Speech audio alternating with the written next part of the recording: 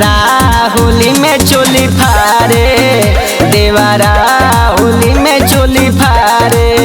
कि अरे धके जो बन माला तारे, देवारा होली में चोली फारे, देवारा होली में चोली फारे।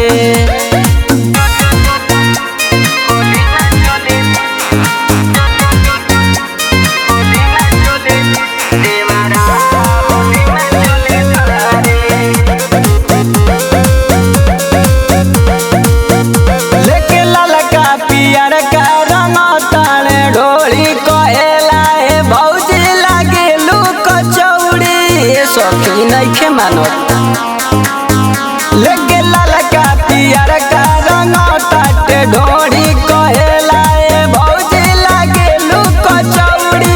कबो निहुरा के कबो खाड़े, देवारा होली में चोली फारे, देवारा होली में चोली फारे।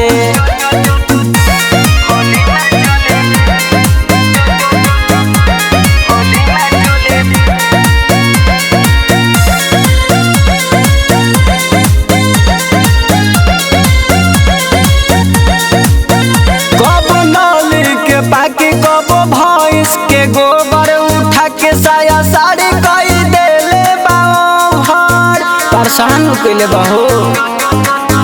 कबो नाली के बाकी कबो भैंस के गोबर उठा के साया साड़ी कई देले बाहर।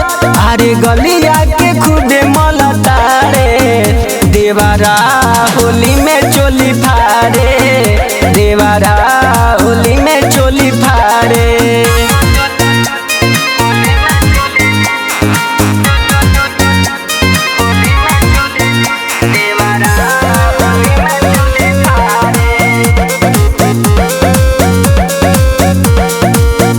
कहिया सोनू सुधाकर देखिए नया कर गजन करेला पिचकारी ढुका कर।